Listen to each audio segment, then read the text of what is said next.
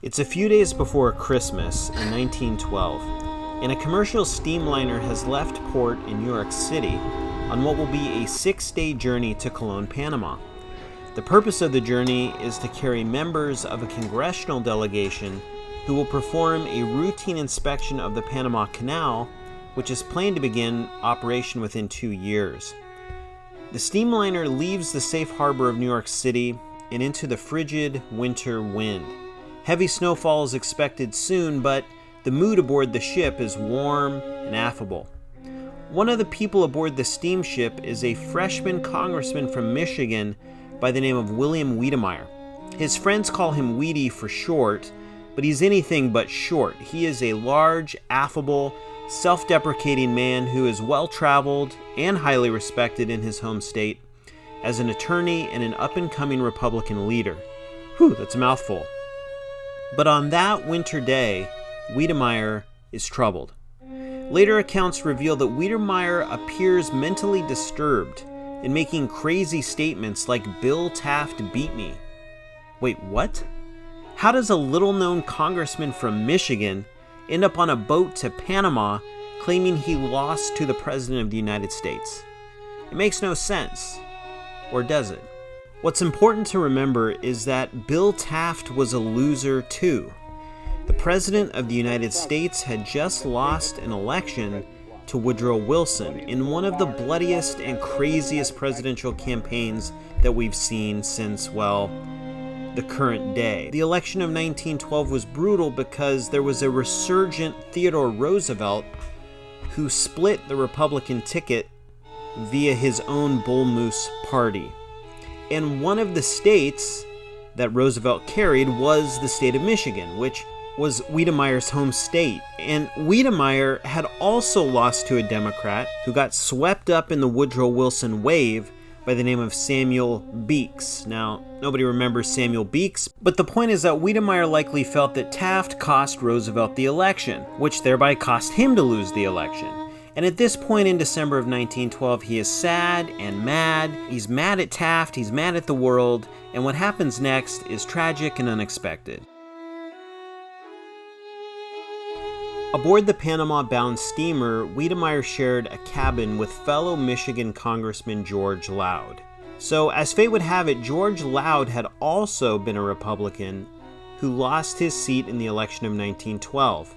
And while this commonality should have comforted Weedy, he talked obsessively about his own defeat and was sleepless on the final night of the outgoing journey. Congressman Loud later recalled that Wedemeyer woke him up at 1 a.m. to say, quote, "I've thought about it 2 or 3 times, and I'd go overboard, but I just can't make up my mind to do it." Upon hearing this threat of suicide, Loud alerted the ship's captain, who placed Wedemeyer under observation. When the ship arrived in Panama, Wedemeyer was taken to Horrigas Hospital in Cologne, where his condition intensified.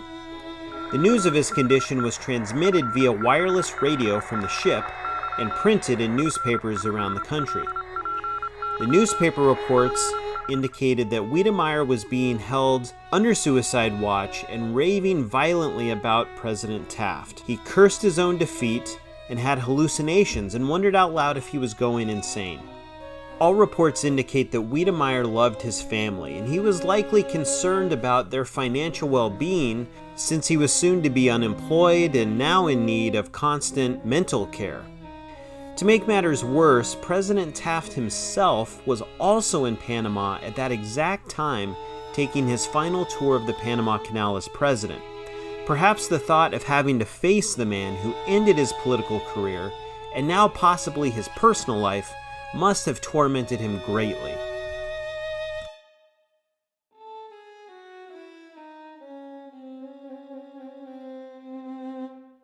After several days in Panama, the Congressional Party reboarded their ship to begin the 6-day return trip to New York City.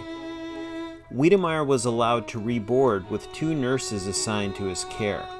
At this point, there was still some hope that getting him closer to a familiar environment would improve his mental condition.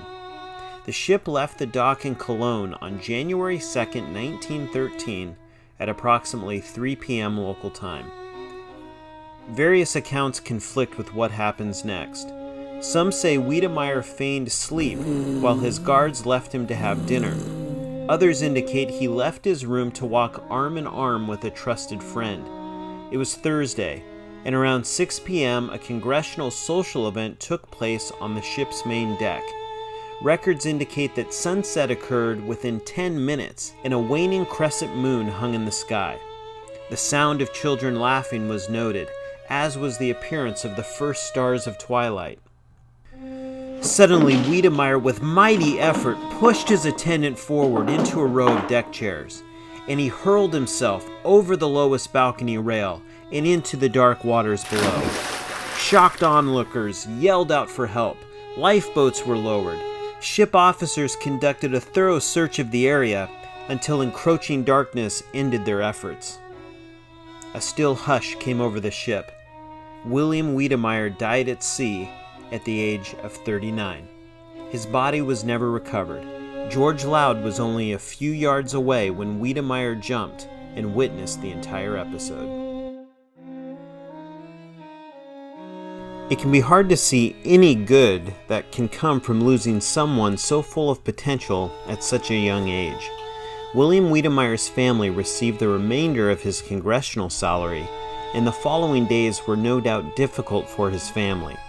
As fate would have it, after Wedemeyer's death, the 2nd Congressional District in Michigan eventually returned back to the Republicans, and Samuel Beeks was replaced by the deliciously named Mark Reeves Bacon, although Beeks later won his seat again.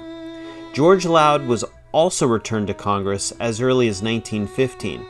We may never know for sure, but it's possible Wedemeyer could have returned to Congress at a later time had he lived.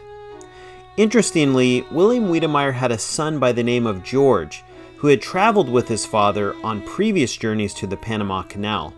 On one particular voyage, the ship encountered a storm so terrible that all the lifeboats were torn away and tossed into the sea.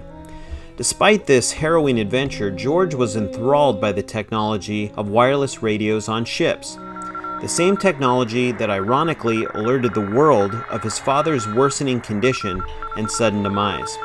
George went on to become a wireless operator on ships himself and owned a radio and electronics store in Ann Arbor, Michigan for many years.